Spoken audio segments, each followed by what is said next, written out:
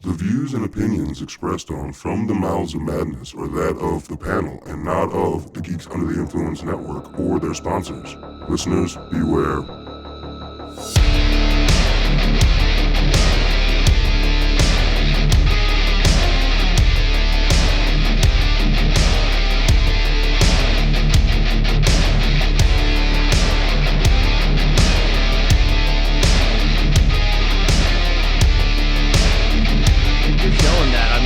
Fucking like it means so much more than any profit can, like for sure. Yeah, exactly, and I agree, and it just shows the cohesion and the amazing things that are going to happen when people actually put their specialties to the test on the same product. And I just think, yeah, we need to get back more to the barter system. And if you need to, I mean, I guess you can still write a contract for that, but I don't. That just seems douchey. Seems kind of That seems douchey, man. Like. Do you mind signing off, even though like we're not like exchanging money or anything? Like, Can I get a receipt for what? Yeah. Here's one I owe you. Yeah.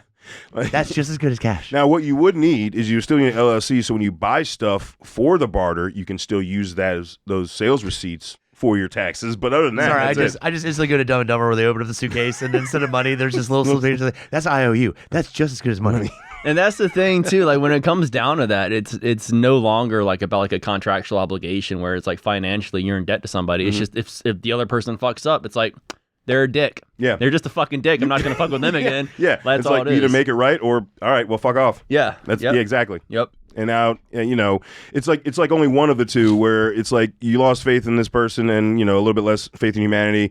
But then it hits your wallet too. If it's a fiscal thing, you're like, double down, fuck me. Exactly. All right, folks. This is a new thing we're doing here. I don't know how to intro it, so we're just going to go in there, dick swinging and all. I'm Lowdown. F you Hunter. I don't have any bitches. You don't have any bitches. What's up? Let's interview bitches. We know you don't have any bitches on there. It's fine. Oh, you said it. What's up? Listening to interview bitches. I don't know. Fuck. And back with us. What's up? In the depth of madness, bitches. Nice. Bam. Nice. There you go. Get all the other shit. Get it all. Get it all. Oh, no. It's all going in there. Don't worry. And back with us, it's been a year. Pretty much. Fucking year. To this date, roughly a year. Because remember, it was right after Terrifierva 3 in October. That's wild. Yeah. It has been a year. Wow. Weird, wild stuff. Matt Bolea is back with the Madness crew. Hey, everybody. And funny enough, coming back for somewhat of the same reason. Yeah. not exactly the same. Not to just talk about a movie, but oh man, the franchise might have shot itself in the foot.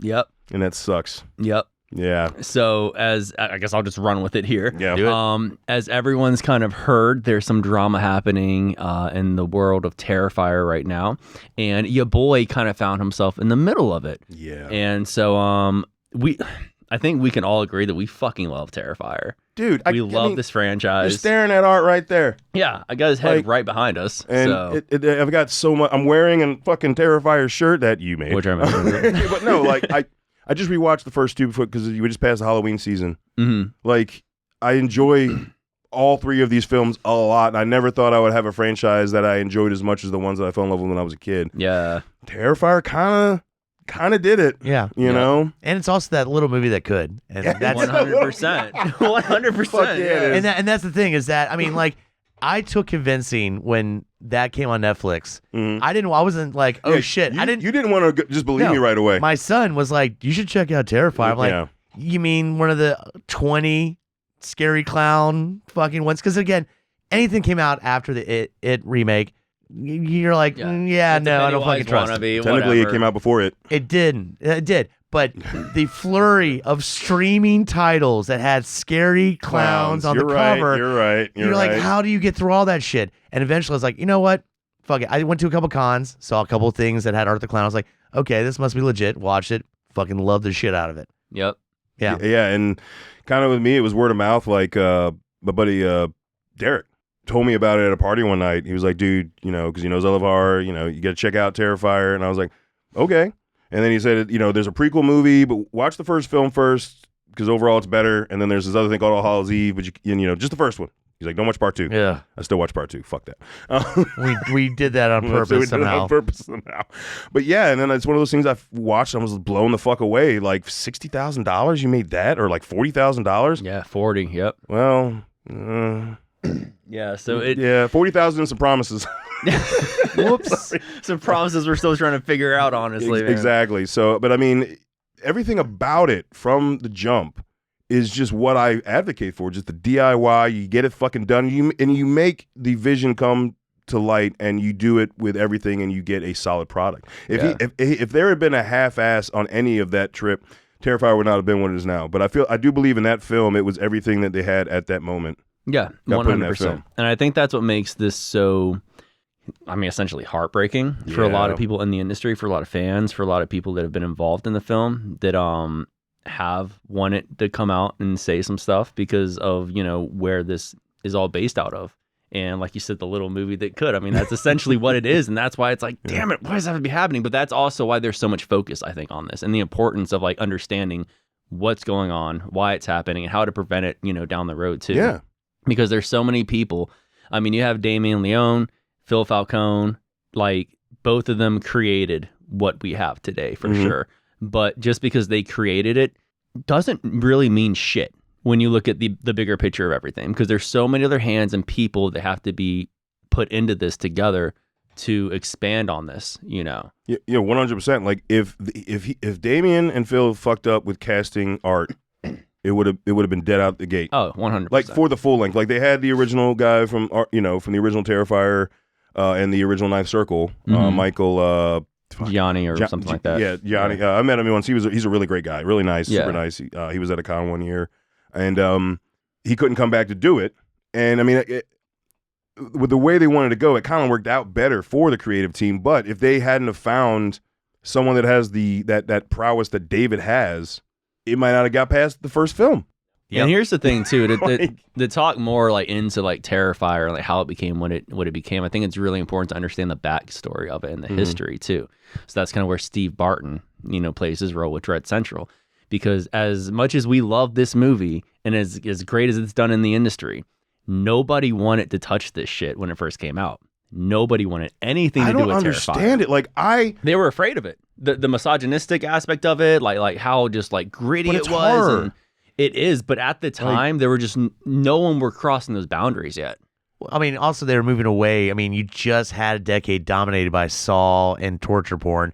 You're moving away from that. Into paranormal. I know, but what I'm saying is more paranormal, more Conjuring, Insidious. So going back to that, it wasn't as attractive as it was probably 10 years prior to that. Now, I know this isn't a great example for like financial aspects, but don't you dare leave out my Victor Crowley. Oh yeah, because he was doing Terrifier level gore. Adam Green was doing Terrifier level gore before Green. fucking Damien Leone. I'm just saying, and that never got theatrical releases, which is a fucking shame. I know, man. Yeah. Can someone please like talk to them now about like, hey, can we get a quick run of like at least like the first There's a couple movies that I thought brought back the resurrection of the slasher. Yeah, it's Terrifier and you had Hatchet. So many legends on Hatchet too. It's such a fucking shame, right? So, I firmly, and I could be completely wrong, and I could be good out in the left field with this shit, but I don't think Terrifier would be what it was if there wasn't that in the interim Hatchet film Hatchet series. No, honestly, I think honestly, honest to God, you saying that, I feel like that's why it probably caught Steve's attention so much because Steve was a part of Hatchet too. No shit. As well. Yes. He actually played I think he had an acting role in it too. But yeah. Was he one of the hunters? I can't tell you what he played, but I know he was associated with it. Yeah. So he could have been. What's saying? Tony Todd gets the band together to go back to the swamp. It very well could have been. He might have been part of one of the hunter crew. I'll find out as soon as he hears this and he's like, you don't know what I fucking did, he'll tell me, I'll let you know. Well, because I'm trying to think, because it's very limited. You have the fisherman who was actually oh my God, he's the special effects guy. He's played Leatherface. The guy who drinks his own piss. Charles Buchanan? Something Buchanan is his name. Anyway, and outside of that, you have the crew that Tony Todd gets together, and then you're back in the swamp. But you also have when he's getting the crew, and everybody that's sitting, not everybody that's in that room sitting, joins the crew. Oh, you mean Lloyd Kaufman didn't go to the crew? Yeah, exactly. Lloyd Kaufman didn't go join the crew. So I think there's a possibility, if you look third to the left of Lloyd Kaufman, that's me sitting there. Could still technically be in the movie. Fair enough. Yeah, now I feel, because I know what he looks like, so I'm trying to put his face into Hatchet too. But anyway, that's an awesome connection that kind of goes in with what I'm saying. Like when he saw Terrifier, because Damien sent him a tape of it, and Damien even told Steve that nobody wants to pick up this movie. He has a lot of faith in it. They put all this work, yada yada, whatever. And Steve watched it, and Steve just immediately fell in love and was like, dude, we need to do something with this. And even at the time he was working for Dread Central, Dread wanted nothing to do with it. And it was just a back and forth clash where it was Steve saying, you need to give it a shot, you need to give this a chance. And finally they heard Steve out because Steve legitimately put his job on the line to get distribution for this film. And when they got the distribution rights, went on to Netflix, became as successful as it was for the first film. Steve then said, you know what? I'm just going to go continue to help watch this movie grow and succeed. Fuck you, Dread. I'm out. Yeah, Just went on to be the executive producer of Terrifier 2. And then that's where you saw Terrifier 2 just blow the fuck up. And that was really based on Steve's connections in the industry, connections at Damien, connections at Phil, the Levy brothers. Nobody had but Steve. So everyone watching Terrifier right now, like the fact of the matter is Steve might have not created the content for that movie, but nobody would know what the hell it is without what he did. It's actually a similar story and a similar area too, because you said Steve's from Jersey. I'm from Jersey. Metallica didn't get big because they found some record distributor in L.A. They crossed country and played in the northeast between Jersey and New York, and they found Megaforce, small DIY production company that released their first 2 albums initially, Kill 'Em All and Ride the Lightning, because somebody wanted to break a mold and be, and actually we're going to be the trendsetters, motherfucker. Yeah. It's kind of almost a mirror kind of story of just a DIY thing, just needing somebody to push. It sucks to me that 40 years later, we still have smaller companies that are DIY themselves still not wanting to take a chance on.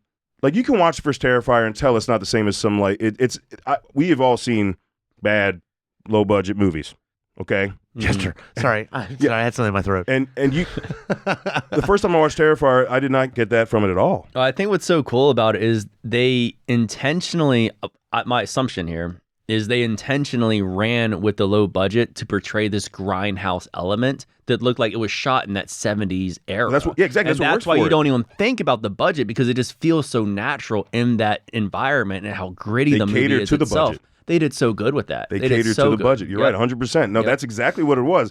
Because if they wanted to make it all crisp and pristine and shiny, fuck it all up. And they have several scenes in it that are the shock and awe that you go, okay, I need to share this with other people. Yeah. What the fuck did I just see? Yeah. Dude, you need to see this because what the fuck? Yeah. In so few movies, I mean, Hatchet has those type of scenes in it where you're just like, I watched this. I now need to share what I just watched with people that I know appreciate it. And Terrifier excelled at that. And that's something. Oh, go ahead. Go ahead. Well, I was about to say that's something that, speaking of, with all the situation happening now, everything that we all know about is Catherine's lawsuit. Not to dig too much into that, but what is important as to what you just said, there are scenes that people see in these movies and say, you got to see it. And that's why Catherine has played such a huge part of this film, because without that impactful scene, to this day, it still wouldn't begin brought up. What I still say to people is when they talk about, the rest of the films, we got the bedroom scene, we've got the chainsaw dick scene in 3. No, fucking clit to tit started that shit, dude. Mm-hmm. And that's that hacksaw clit to tit. And that's probably not the best way to describe it, but that's what happens. That's what happens. Yeah, we didn't do it. Yeah, we didn't do it. But like before 2 came out, and I would kind of use that to sell. I was like, there's something that happens with a hacksaw and an invertedly hung woman, and that's all I'm gonna say. That's honest.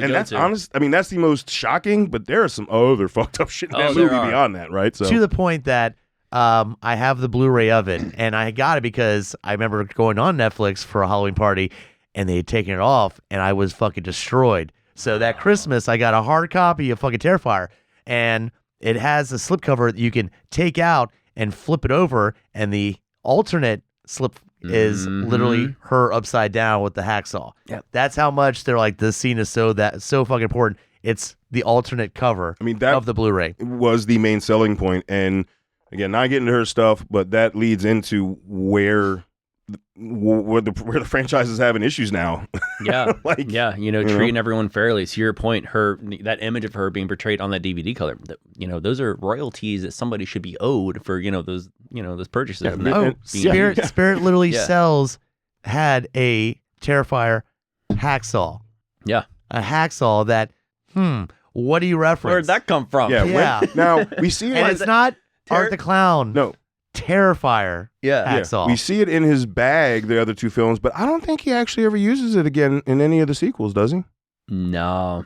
Yeah. He doesn't. So why would we sell a hacksaw, huh? Yeah. No, it's exactly. like, fucking pay me. I'm sorry. Like, fucking pay me. I mean, that's what it comes down to, you know? And it's not just, obviously, it's not just Catherine, but Catherine has some of the biggest balls in this fucking industry to come out publicly and state what's happened to her, aside from, you know, when it comes to the royalties, just the harassment that she dealt with.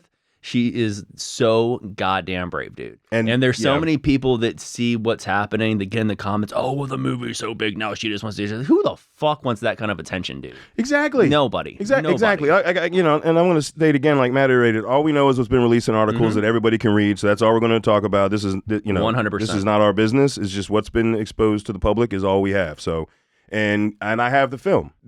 That was the jump off point, was the thing she did. Mm-hmm. You know, and like, fuck, man.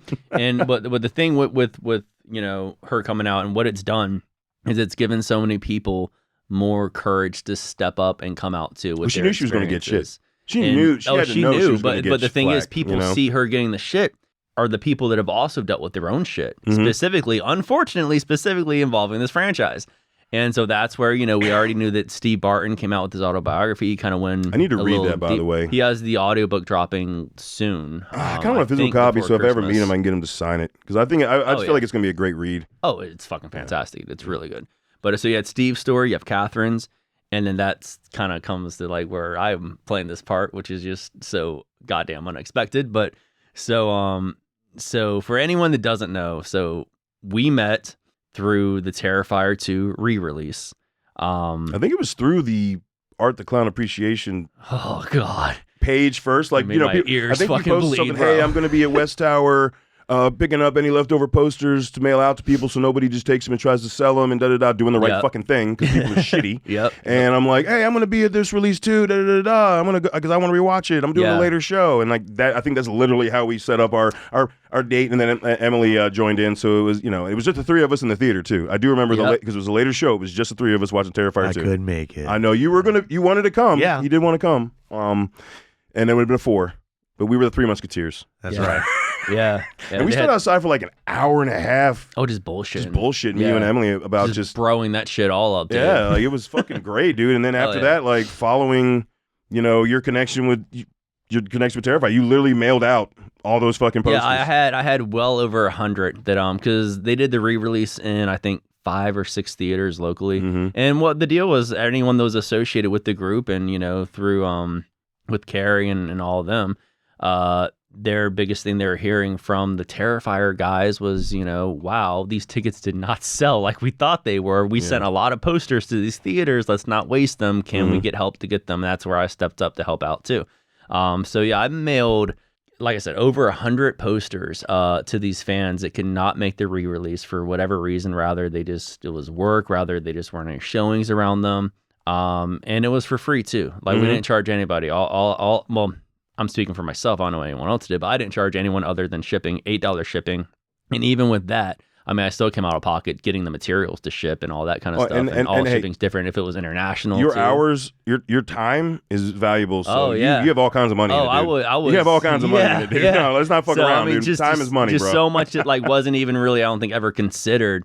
And so yeah, I mean, that's just one of the things that I did when I was involved. Aside from the merchandise. And that's kind of that's how I got so involved. So for anyone that doesn't know, I was doing graphic design for a while and it started as fan art, and my fan art just consistently revolved around Art the Clown. And I was just going through a really tough time in my personal life, had no time for myself to do any of my real hobbies, which was honestly music was always my biggest thing. And I gave that up based on where I was at personally. Unfortunately, and so my next thing, the right thing. You thought you were doing it for the right thing. 100% pay off, right? Exactly. So, it wasn't like just for naught. It was for something. Absolutely. And so my next thing was like, you know what? I need to stay creative, or I am going to go fucking insane. And I just would like every night when I'd come back from my second job, it'd be like 11, 12, midnight, something like that. I would watch a scary movie before bed. That was just the routine. If I could fit in a fucking scary movie, I'd do it. And it was 9 times out of 10, if I couldn't find something, Terrifier was going to be what the fucking movie was. So I would just sit on my couch, watch Terrifier, bullshit fucking designs on my phone to get that creative outlet sparked. And then I found the Art the Clown Appreciation Society where I would post them. And next thing I know, people would ask about shirts. People would ask about, selling designs. And I had no idea about any of that stuff. Yeah, I think I went to you. I learned from you, like, the platform you were using to go through and distribute. Yeah, the I ended up designs and shit teaching like other people. Yeah, Just fucking like as a ladder. Yeah, just fucking just showing other people what I learned somehow, and just no intention on ever doing any of this shit. Mm-hmm. But long story short, well, not even to the point yet, but fucking, I ended up making a design for David, which is the shirt you happen to be wearing coincidentally right now. Yeah, Art's no joke. So that got sent to David, and through a mutual friend that we had. She sent me a video of David getting the shirt, his reaction, just being all surprised, loving it. In my mind as a fan, I was just like, oh my God, I've hit the lottery. It can never get any better. This is the Mecca. Yes. We have reached the mountain. Never thought I'd ever see David react to something I made. What the fuck? And then it was like weeks later, I just see him wearing that shirt at conventions with fans, and my mind's blown. Then weeks later, he's sending me, he's sliding into my DMs, dude. Bro. What the fuck? Yeah. Sending me not even just a message, a video message, dude. Yeah. Talking to me face to face. I don't know what's happening at this point, Understandably, you're like, what? But the one thing that I do know is I'm like, whoa, opportunity. Like, I think I should capitalize on this. 100%. And so that's where To Die For really started to move forward, because it snowballed, man. And I love with all the shit that's happening and everything we're going to get into, I want to make it clear as fuck. And I even told IndieWire this when I talked to them. I love David. I love David. David is a great dude. He did nothing wrong. No one knew him just wearing this shirt would have like gotten me to this position. Like no one, he was just out of the kindness of his heart because he actually truly liked it. We were fans of each other. It was a wonderful fucking thing. Well, and also him being a fan of the Joker. Like, that's why part of the reason why I love the shirt. Like, it's Nicholas's Joker's on there, and it's like, oh, fuck, dude, okay. 100%. But just what ended up happening was there was more demand for me to make more merch. I started making more on my own time and custom stuff for other people associated with the film. And around December 2023, I just realized, I was like, God, every time I log on to Facebook now, I see my shit. Other people wearing my shit, people promoting my shit. And I'm thinking about terror threads. I'm thinking about fucking like Hell on shirts. I'm thinking about all these other licensed companies. And I'm like, whoa, I might be getting in trouble if I don't do this the right way, because I don't want to be like, getting in anyone else's pockets. And that's when I hit up Steve Barton. What's funny is I have shirts from both those companies. Most people, those were the big ones back like then. One of the only like UK companies I purchased from. Yeah, they're like a one of the best international ones out there. Yeah, business. There's just they're the two of them, family-owned. right? Yeah. So Terror Threads is, I think, a little bit bigger than that, but they've been massive now. but yeah, so I hit up Steve and I was like, hey man, I've talked about licensing before, and it was always just like, oh, it's no big deal. The biggest thing was the Dawn zip up. Coincidentally, it was the fucking Dawn I remember zip-up. that shit. Yeah. It was literally, we had met that October for the re-release of the film, and then that November, it was, if I remember correctly, it was you teased it, and then you're like, it's going to be a Black Friday drop. Yeah.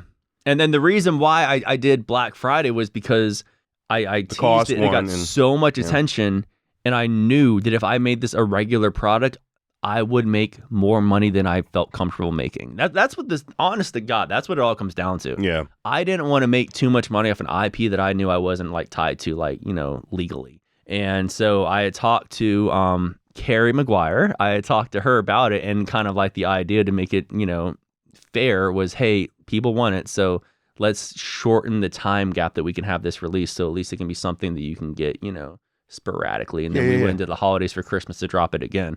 But the thing was with that zip up, Damien fucking loved it.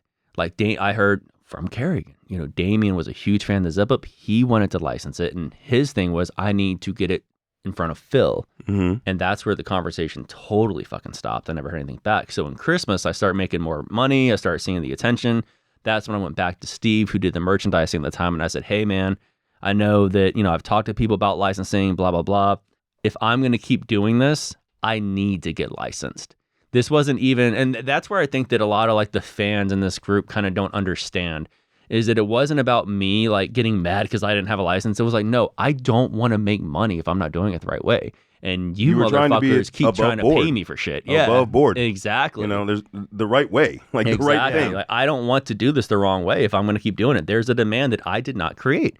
And so Steve told me at that time that he didn't do merchandise anymore, directed me to Phil Falcone, and that's when I emailed Phil and went about a week not hearing anything. And, you know, I never talked to Phil directly at the time, so I introduced myself in a pretty lengthy email just explaining what I've done, why I've done it. I didn't want him thinking I was just some dude that was just trying to capitalize off of his property, you know, and laid it all out there for him.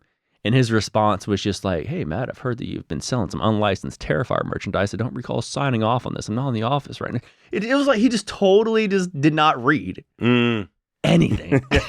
And so my second email was damn near copy and paste. Yeah. In the most respectful way that I could possibly do it without being a condescending asshole, which I felt like I really wanted to do. Read the fucking email. Exactly. Yeah. But essentially, he didn't want to do it. His whole thing was Terrifier 3 starts production in February. This was happening again December 2023, and they needed to focus on that this time. And you know, I asked him more questions to understand better what to do going forward. But that was it. And I was kind of like, all right, whatever. It is what it is. Now, from where I stood as the outside, you know, the observer of, because kind of like communicating with you, because, you know, I started buying your merchandise, your shirt designs, which, you know, exceeded Terrifier, right? But like, we would just started talking, you know, hanging out and just shooting the shit about stuff. And like, I remember like messages around this stuff. And at the same time, they dropped what budget Terrifier 3 was going to get. And that was information that went out after interviews and it was released. Okay, we're getting like a $2 million budget for the third film. And then I remember, dude, it had to be within a couple days. You're like, oh, I got these emails, apparently I need to fuck off. And I was like, huh. Yeah. No, I'm sorry. Like, I mean, we're not fucking idiots. Like, clearly with that money came some change in the ranking, in the ranks, right? Like, and that's there was exactly, yeah. So that's exactly where it went from there, because people from this group that were promoting my stuff that wanted to see me get this license were waiting to hear from Phil just as much as I was. And funny enough, somebody from the group hit me up that was an admin that was associated with Phil, that knew them personally, and Damien and all of them, and was like, hey, have you heard from Phil yet? And I was like, oddly enough, I just did. And and so I told him, I was like, yeah, I'm not going to get licensed. He doesn't want to do it. I'm kind of confused. It is what it is. And this motherfucker goes, can I call you? And I'm in my mind, I'm thinking, somebody that knows somebody from the movie wants to talk to me on the phone. This is exciting. I sounded like he didn't want a trail. Yeah, I mean, now moving forward, paper trail. Now you know, electronic trail. You can't 100%. Unless it was recorded, the phone call's gone, man. I got the screenshot of the call coming in. Yeah. Go down to 3rd and Central. You know, the 80s technology. I'm going to beep you with a longitude and latitude number, and that's where I want to meet you. Go to Office Max. There's a fax machine that'll send you to... I'm sorry, but like... That, looking back, that's exactly what it was, dude. Exactly. Do you have a trench coat, and do you know a parking garage that's dimly lit? Maybe a beat-up briefcase. But saying that, I will say at least he was smarter than a few of the other dumb motherfuckers that came after him. Fair. But so this dude calls me, and he just starts going off about Phil and just how he's cashing out the franchise and how just all this stuff about money and just like selling out the name and just Phil. Just nothing but negative. I mean, yelling about it to me. I've never heard this man's voice in my life. Yeah. He's just yelling. And I'm just like, it's weird to talk to somebody for the first time and you get and they're just that aggro. fucking mad. Yeah, you're like, okay, aggro voice. Like, I guess that's how you are. And in my mind, I'm like, Terrifier is so cool. Yeah, exactly. You know? Right? But fucking, so this dude is just going off, and he even told me, he's like, dude, you know, just fucking keep selling your shit, man. It's so good. Don't do, like he was telling me not to listen to Phil. Fuck the man. I was like, hey man, no. That's not a good idea. Worry. What's the worst that could happen? You're like, I don't want to be going down the road figuring that out. Yeah, I don't want to find out. Yeah. And so say fucking dude, no. And so I take my shit off that night. Like, don't listen to him. I take my shit off. Again, people don't understand, even at this point, I am doing what Phil wants me to do. I'm only hearing shit about Phil. I don't know enough. I'm just like, I'm afraid of him because he has more power than anyone I've talked to. I'm going to listen to that guy. Yeah. And so I take my shit off my website And then I put up a video. No, I don't do the video yet. No, but I remember, wait for that. dude, you made a post about the website. Yeah. And it was crazy because I think it was still during some sale, and like I just hadn't gotten to your site to order. It was like, motherfucker. It's like, dude, it was whoop. Like, Yeah, it was like instantaneously fucking gone. I was so angry. Your total on your card is nothing. I know. Like, your card is non-existent. Like, fuck, man. And see, I do remember that. I was highly irritated. I was like, I think I messaged, so many people what the fuck happened? Like, so many people. Dude. That's where. So I'm gonna. These people should be so happy I'm not name dropping right now. Yeah. Because God, I would love to. But somebody you still else have integrity, hit me see? up. So there you go. Exactly. Somebody else hit me up, and they were like, "Hey, what happened to your Terrifier merch? It's all gone. What's going on?" Now this person has a specific relationship with the other person that was yelling at me the other night. So I'm just thinking to myself, there's no fucking way you don't know what's going on. Yeah. But so I tell her, and and then she starts telling me like, oh, well, the thing is, nobody's even making money off this merchandise. It's so hard for anyone to get licensed nowadays and feels so hard to get a hold. Being way more passive aggressive about it in the messages, I guess. Mm-hmm. And I'm just like, I don't need to know this. Like no one, like the whole like no one's making enough money off of this was just a red flag. Yeah, somebody was and like, now just it's like wayly we're talking. getting salty. Yeah. Like I know that the person that was really upset. You clearly have feelings. I don't know what the fuck's happening. I just want to go home. Yeah. Like, So no phone call request on this one? Yeah, no, not on this one. No, 'cause she probably heard the fucking phone call from the other night. And so, but then this is when I decided to make the video because I was after the video. Well, no. I knew that nobody was gonna say what happened. Yeah. And I was like, I need to give an explanation as to why I'm not doing something that everyone wants me to do anymore. And so I made the video, and then that's when I won't even say my fans because I don't like saying that, but the Terrifier fans start messaging me wanting explanations. Yeah. And I really didn't know what to tell anybody, but it just for a week to 2 weeks, I had constant messages and DMs like, what's going on? Where are all your... It was like brutal because I wanted to say something, but I knew something was up. Yeah, like, why do you hate us? Like, I don't. Yeah, exactly.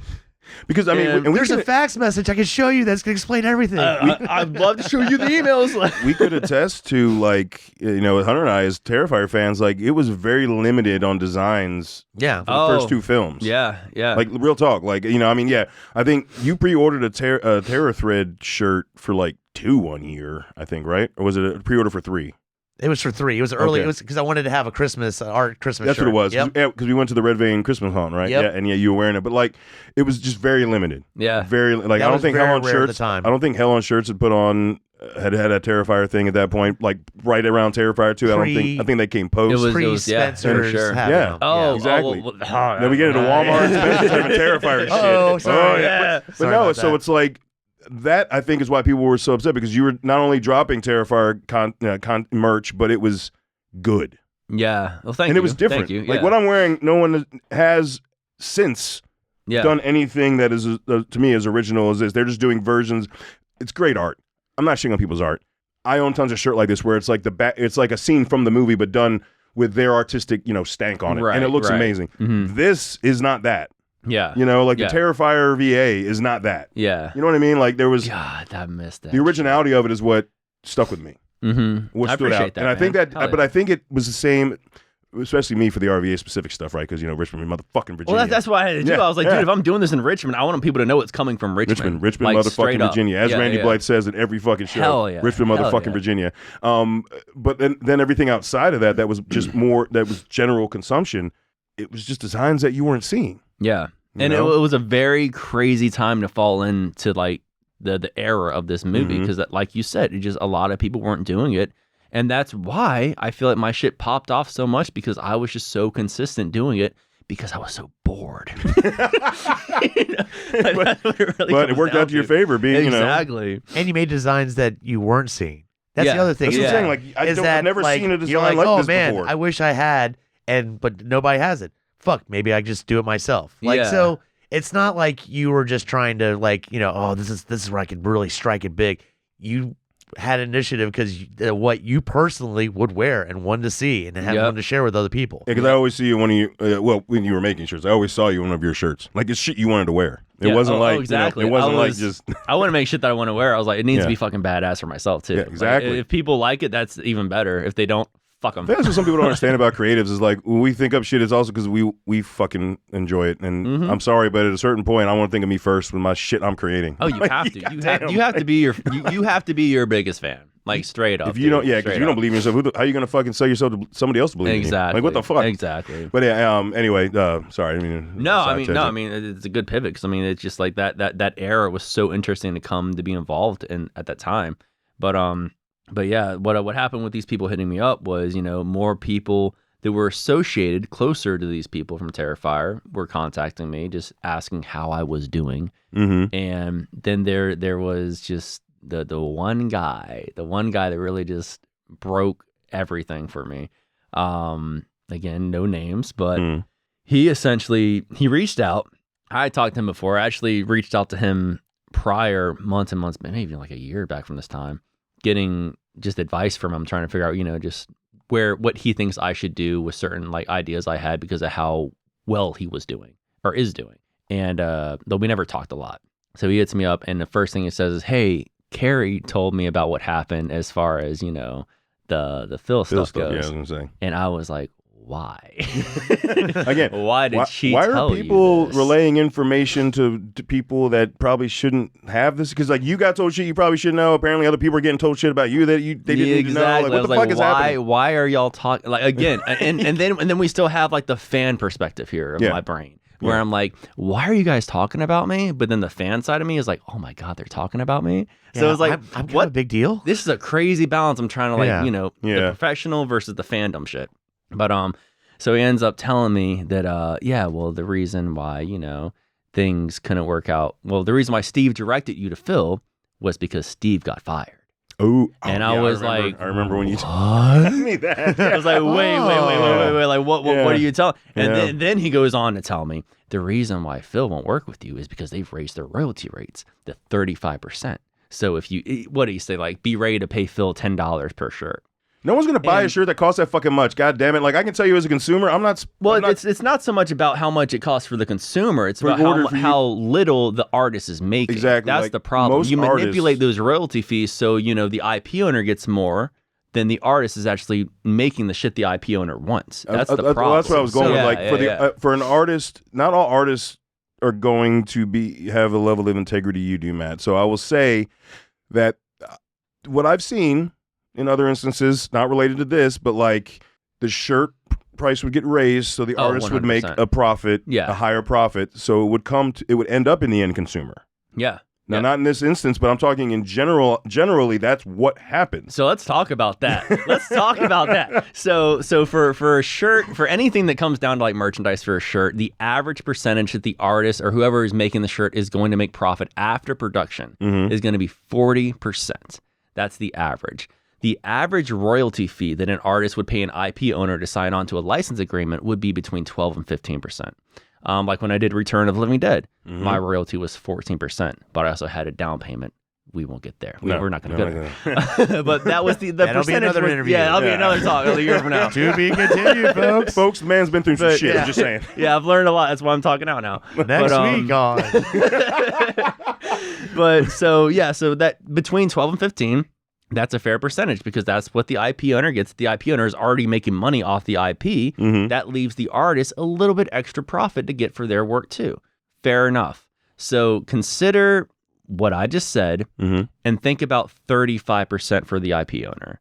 That leaves the artist 5%, which is not profit. Sustainable at all. There's no point in them making the art at that point. Not at all. No. So when barely you breaking see even. when you see that happen. And these local small businesses cannot run off a 5% profit for the work they're putting in on this shit. And then coincidentally, you're seeing this IP being bought by Spencer's, being bought by Hot Topic. All of these party fucking city overnight. Dude, Walmart has like a whole fucking designated shelf for Terrifier. Oh, a 4-foot modded top shelf section. Yeah, it's ridiculous. It's crazy. It's crazy. I saw it yesterday. Yeah. Like, There's blankets. Yeah. blankets, mask, fucking mouse, like I mouse, saw that. whatever, like for your computer. Yeah.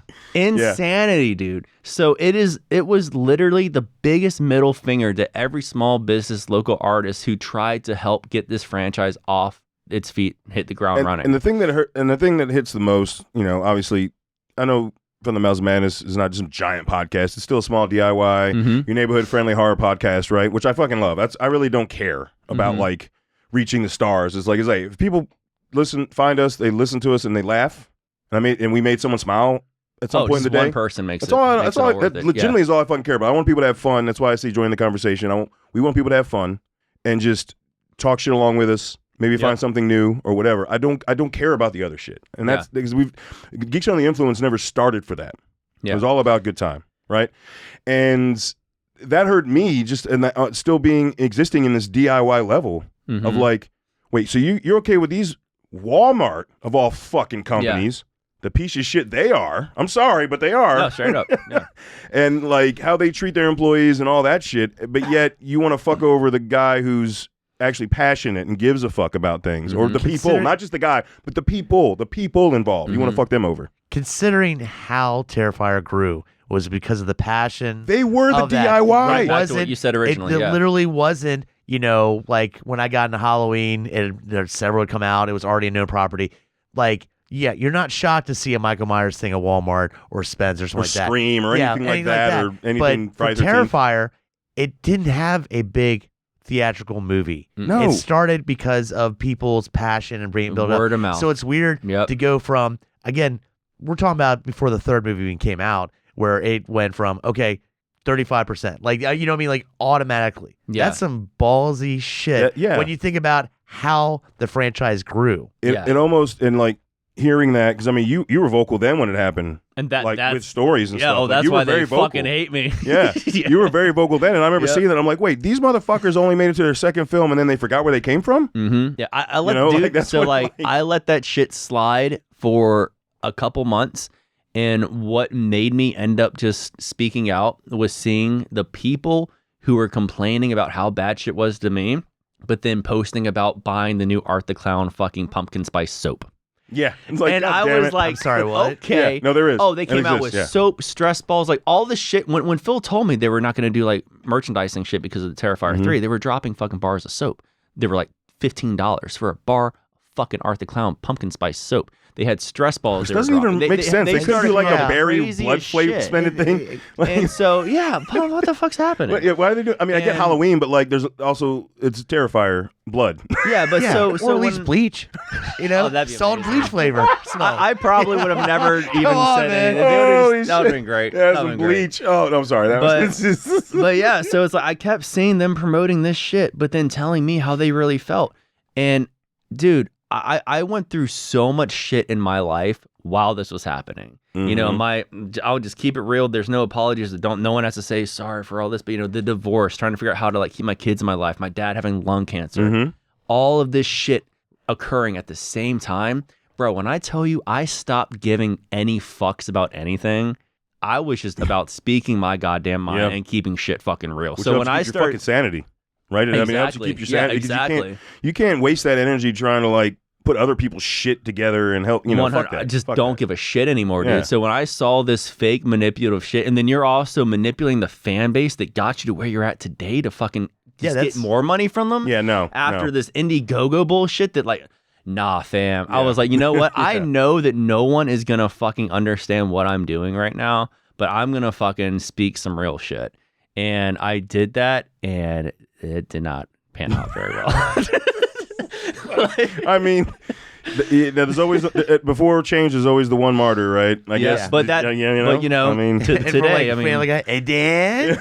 I had people just slandering. I mean, they created a whole story about me saying that don't listen to Matt because Matt's just mad that Philly didn't license him, so now he's going crazy. And They create a whole falsified story that blocked me from everything. I know there was the huge issue because I remember seeing that with the Art the Clown Appreciations thing and all. There was just all kinds of shit. Oh, they were going crazy. All kinds and of shit. That's why I deleted As Facebook. being a part of that, like I myself removed myself from that group. I was like, what? Fuck, you guys are being stupid. They were going wild. I mean, nuts. But now here we are, nearly 2 years later. And like, oh, how's you gonna eat crow now, motherfucker? And it's finally starting to come out. Yeah. Yep. And I remember it's called comeuppance.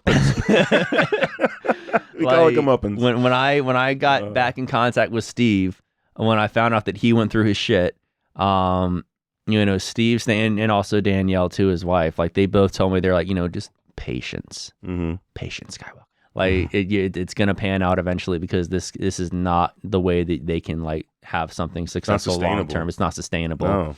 No. So it's just very wild that this all sparked from something that no one expected, which was what Catherine was going through. And that's why after Steve spoke up too, and funny enough, the reason why IndieWire is the connection that I went with specifically was when there was I don't know if you guys remember, but the political drama between David and Damien during January. IndieWire covered that immediately. Yeah. And that was something that drama that was political was something that they had told me about those years ago. And so all the questions about, hey, what's going on with Damien and David? I'm sitting over here like, I know. Like I know too much already. I do remember because like when I first saw Terrifier, the first person I followed was David. I was like, who the fuck is playing this character? Yeah. And then when I saw him with whatever, I think his IMDb photo was different then. I was like, oh yeah, I see it. Okay. You know what I mean? Like he's just this great, he's an amazing character actor. Yeah. Right? And I'm sure he's got levels beyond that, but what he does as a character, what I know him from is, he's the Grinch. He's one of the killers in Stream. Was still with a mask, and then he's and then he's terrified. You know what I mean? That's like, and he's Mickey Mouse. He's Screamboat. Fucking Screamboat. You know what I mean? So he's like everything I've seen him at in the genre that I love the most. He is a character actor. Yeah, exactly, exactly. Not saying I wouldn't like to see him branch his wings and not be under a makeup or behind a mask. I think that would be also cool. Maybe if we get some flashbacks in Terrifier 4, it'll be him out of costume. That'd be really fucking cool. That'd be really right cool or something like that. But I think he can. I have no doubt that man can still mesmerize me without all the shit on his face. For sure. You know what I mean? Yeah, for sure. Because he did it to me at the GalaxyCon in this last October when he did the whole Joker monologue live in front of me, and I lost my shit. Oh, yeah. man. That was fucking awesome. That was fucking awesome. So anyway, that led me to the rest of the Terrifier crew, right? So I guess I've known where David stood social and politically for a long time. So seeing those posts didn't like surprise me. No, not at all. You know what I mean? Not like they didn't surprise me. So I guess it's weird like that they still even had any kind of like issues because like Damien knew who he hired. Yeah. Like there have been, behind the scenes problems from what I was told. I wasn't there from what I was told. So when I saw this drama break out and IndieWire covered it, I reached out to Allie, who was the journalist, and I was like, hey, if you ever need to know anything, I'm your guy. It's a long story, but trust me. Yeah. And so we didn't really talk much then, but then when this happened with Catherine, we reconnected and we're like, what's going on? Now we're back to full circle, guys. We went through our story, but we're really what kind of like, because I came across the article sans like talking to you or anything. Like it was just, it hit the horror world and like, oh, fuck. Yep. And that's really went through my head. I was like, God damn it. Like, again, Terrifier, that first film, 2 happened because of word of mouth. I was part of that. You were part of that. Hunter, we were part of the word of mouth that got us to Terrifier 2. Yep. I know that without a fucking doubt. It really does. I'll go back to the con before Terrifier 2 came out. Yeah, the Mad Monster. The Mad Monster. Yeah. And I remember literally talking to him and asking, like, do you know how you're going to distribute and stuff like that? And they had no idea. And we walked up to the table. Yeah, we just walked up to David. I just walked up to David and Damien's table. Yeah, they're both there. You just walked up. And it's like right before shit. It was early 22 or early 21? It was the earlier in the year than when it came out. 22 then. Yeah. It was early 22. Yeah. But it's just so weird, like just like walking up talking to him and then like bam, part 2 comes out, explodes, and it's just weird to think like all this all this drama, and it was these 2 dudes, and just they had no idea how this movie was going to come out. Yeah, and now, that's the thing is it. No disrespect, just being totally honest, it was just 2 dudes not knowing how this shit's going to pan out, and they had somebody like Steve Barton who literally just fucking did it for them, who just did the whole thing for them. And at the end of the day, I mean, I'm not going to keep repeating it, but like, you just wouldn't know what this movie is without, you know, the work he put in. And for him to be treated the way he was, which, keep in mind, one of the other factors in this was Steve did not agree with that 35% hike.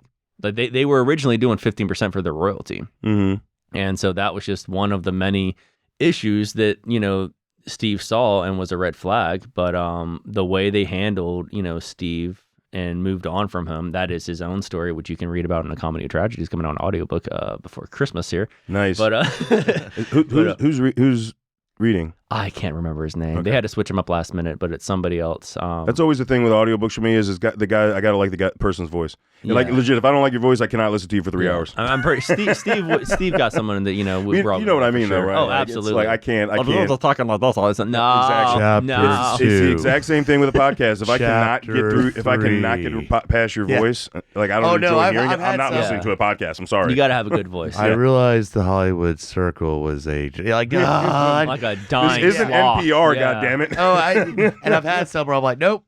Now, I think it generally wraps it up about a lot of that stuff. But I do want to tap on, because we do have to finish up here. I do want to tap on what that led to with To Die For, moving away from the clothing and all that. So I do want to make a mention of that. Yeah, let's go, man. So funny enough, so like, you know, music was always my biggest passion. And when I was going through all of my shit, Terrifier related, past marriage related, dad related, I had this one dude that would call me just like randomly, like every fucking night at the most random time.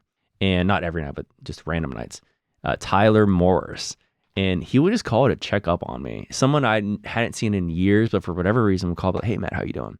Is it mind me asking, what's your like backstory with that? Do you guys go to school together? We met at Best Buy. When I first started working at Best Buy, this was like 15 years ago. God damn, that's a minute. Yeah, so funny. And I knew Tyler was like my fucking type of people, because it was my first day. It was an all-store meeting. And everyone was sitting in front of the Geek Squad, like customer service table, like just like around this manager. And the manager was trying to start his conversation. And then I just remember he just freaks out. He's like, Tyler, get over here.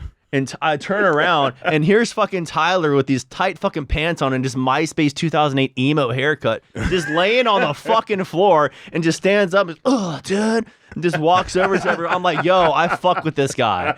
That's my people. I love how you pointed out MySpace 2008 hair, because that is like a thing that hit my head. Like, that's a vision I got from that, because I remember that shit. Yeah, that's Tyler, bro. Like back then at least. And and he was starting music back then. And I was already like doing a lot of stuff at the time locally, and that's how we just built a relationship. And then as time went on and I went into the family element and everything, we just kind of like parted ways. But he would just randomly call, dude, just to check up on me.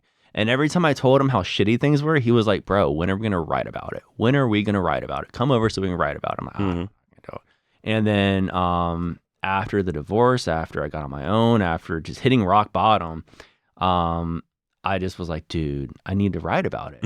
But you had to come to that conclusion on your own. Like, it couldn't be someone suggesting you 100%, had to come to a place where but you the thing is, that, he had done it enough, so it was just stuck in my head. I was like, yeah, it's time. So I hit him up, and we wrote a song together, which was 6 Feet. That was the first one that just was I remember when you sent me it hadn't hit streaming yet, but you sent me the raw, like, not it had been like the little demo that was up. But I was like, okay, yeah, we wrote that in just one day. There's some legs there. And then we started just writing more stuff. And what I realized, I was like, because at first it was just gonna be like my own like little thing just to do to get, you know, stress on my shoulders. And as all art starts as. Exactly. Also, I think it's all art is created because of that. Exactly.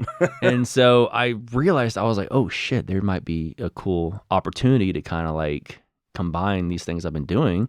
And I was thinking about, because at the time, not really at the time, but Iceland Kills did the Terrifier 3, or the music video after Terrifier 3. Was it the art of partying, or art of something? The Art of Dying. Some corny shit. Art of Partying.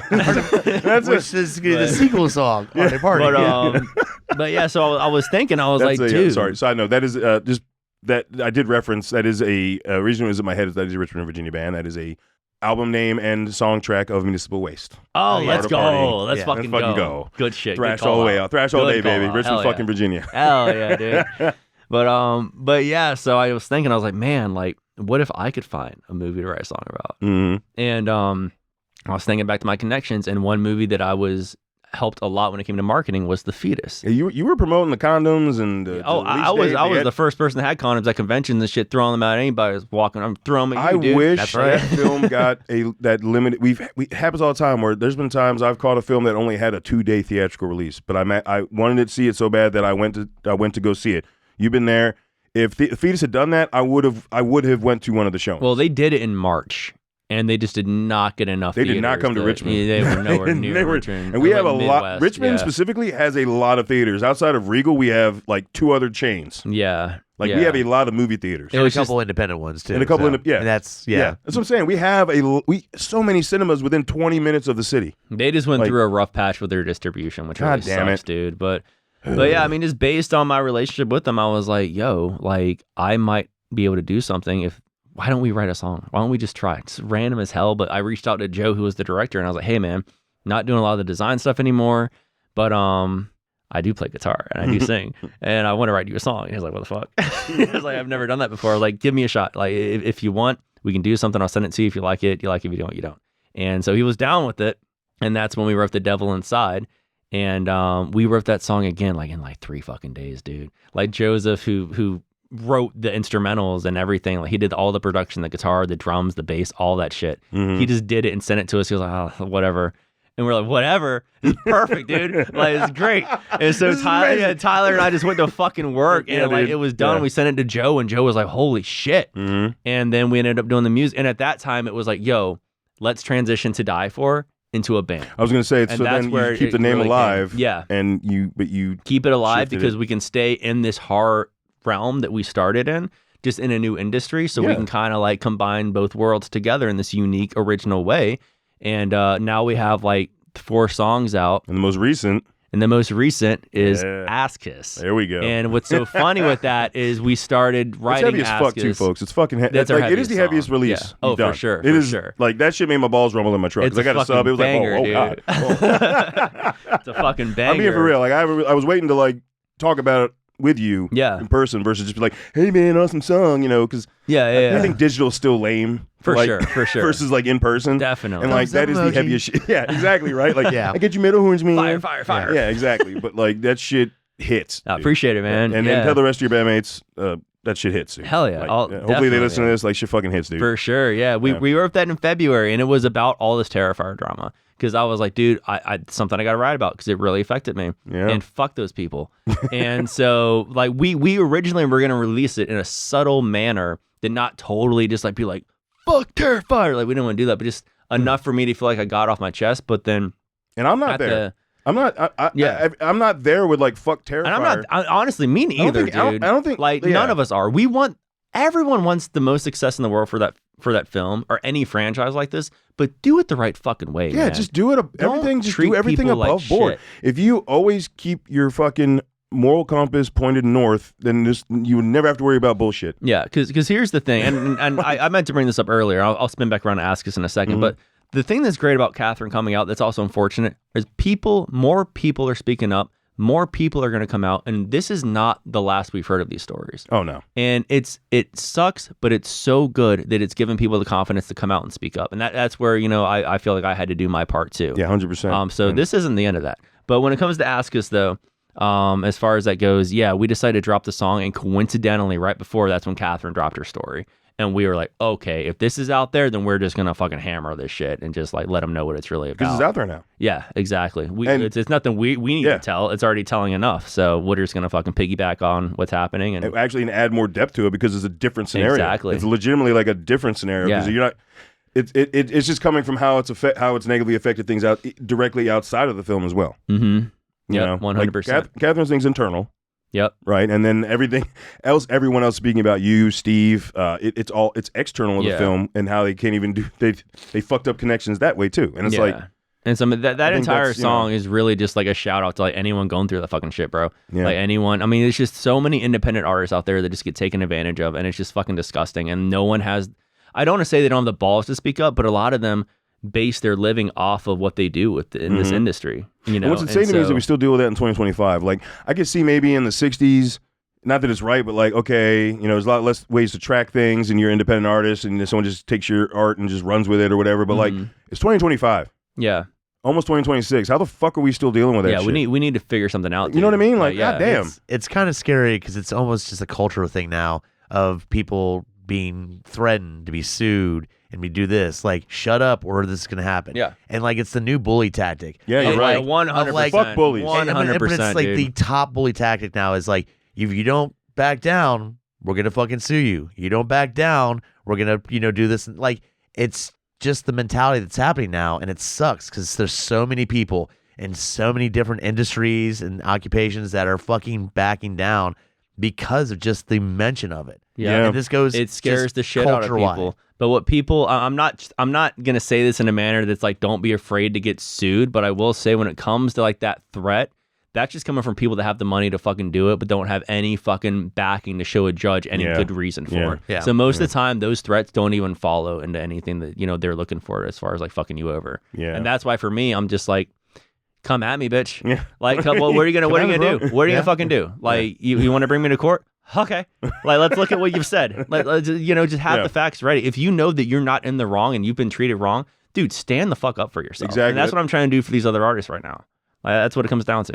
And I know it's not directly related to me, but as someone who does, and Hunter and I do DIY stuff, it's like, thank you, just for man. fighting for the local creatives, man. Hell yeah.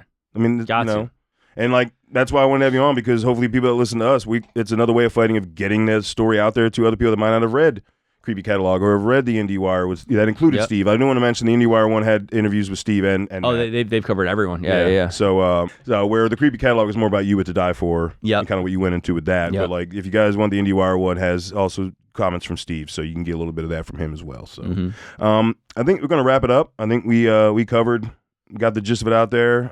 It was and appreciate Matt. Thank you for being on. Thank you for deciding to talk about it again on here. And I hope this didn't feel sterile. I enjoyed this. It felt like a hangout session. This wasn't like a therapy session or exactly right. I wanted this just to be a hangout. Point to where the Batman, blowing off steam, bro. And I feel like we're all in mutual agreement. We're all in the same mindset around it. It felt good. And I just feel like this is like shit that like, I just want to fucking reiterate here that like, this is not about me and my fucking story and me like, woe is me, I've been through shit. This is about like, hey, this is what's happening to a lot of people. Exactly. We need to stop looking at this in a way that's like, oh, well, this just happens because this is what it is. Like, fuck that. It doesn't have to be like this. Exactly. I didn't bring Matt on because he's had interviews and he's been hot, and now, okay, maybe it'll attract attention to Matt. It's like, no, Matt's been on when he wasn't like in the news. Yeah. You know what I mean? Like, it's like we're friends, and like as a horror podcast, and I know somebody's directly connected to something, maybe it'll help spread it. I just care about it 100%. Spreading it. I don't care if it brings any recognition to this fucking podcast. And from the early days of our podcast, we have fully supported Terrifier on so many levels that like there's been times, I think the first time we hung out and we were going to do an episode together, it was like, yo, we can't talk about this right now, dude. And it's like, okay, we can. Like, finally we can. Like, that's true. Now we're able to talk about shit. But no, like, Hunter and I have been advocating for Terrifier because this podcast started in 2019. We'd both already seen it well before that. And we have been advocating for the franchise ever since. I think one of our early episodes was just listing like new icons of horror. We both brought art on our list. Yeah. We did that at it was the second year. It was 2020. Yeah. It was 2020. We did the new icons of horror, and we brought up art in the conversation. So before Terrifier 2 was even a thought or even news came out about, any production, we were still pushing that shit. Like, guys, go fucking check out Terrifier. The clown is horrifying. It's gonna be something. Yeah. People that knew fucking knew, man. For sure. I mean, because anybody who loves this film in general, but especially when you have a genre that is your thing, I feel like you can spot it. You've been watching it for how many 30 years that we've been watching horror? Like, you can spot it. Yeah, I mean, that's like my first time watching Terrifier was on Netflix, like literally 2 weeks before COVID hit. And I remember that because I wanted to donate to the Terrifier 2 Indiegogo so bad, but when COVID hit, I was like, oh, I can't do anything now. So it was like, I just remember watching that on Netflix and being like, oh my God, this is really special. So I remember I was living in my house prior to this, and this is after my buddy Derek told me about it. And like, it was like a year after he told me, like, I think right when the first film came out. Mm-hmm. I want to say it was, because that was I want to say it was 2017. I went on Vudu, which is now Fandango at home, and it was just streaming, and they had a sale, and I think it was like $4, and I'm like, you know what, fuck it, and I bought it $4. Me and my ex-wife watched it. It fucked her up. Yeah. Like hard. Like no. To where when I would scroll through Vudu to find a movie, when it came into frame, she would stuff her head in the couch. Yep. Like it fucking No. Justifiably so. Your first time seeing it, it's Justifiably like, so. That pizzeria scene, dude. Yeah, dude. Is it's so simple, but I think that's one of the best scenes in. Oh, you got a shit-filled bathroom. You got a man-o'-lantern. You got the whole. Why did you stab him in the fucking cheek, bro? Honestly, dude, just him sitting in the booth when he walks into that fucking. Oh, you talking about and just goes to sit in the booth and is just staring, making the face with the fucking. But music, like, it's so goddamn good. Catherine's response to that, taking the selfie, is fucking hilarious. Yeah, it's great. It's awesome. That scene is just flawless, dude. Yeah, 100%. And then you see where it goes from there, and it's like, oh, yeah. Whoa. So, just watching that and buying a digital copy before there was any physical release of the film, you know what I mean? Like, again, just promoting from pretty much as much as I could. Did I promote it from the time it was on All Hallows Eve or whatever? No, because I didn't fucking know about it. But as soon as I found out about it, I wanted to tell everybody about it. Yeah. Because that's how the community works too. Yep. You know, and just, God damn it. All right. I'm done. That's it, folks. Matt, again, thank you so much for coming on and talking about it again and sharing the story and again, raising awareness, and hopefully the more people that know, the more people can fight against it. Yep. You know, 100%. And folks, until we talk to you again, embrace the madness.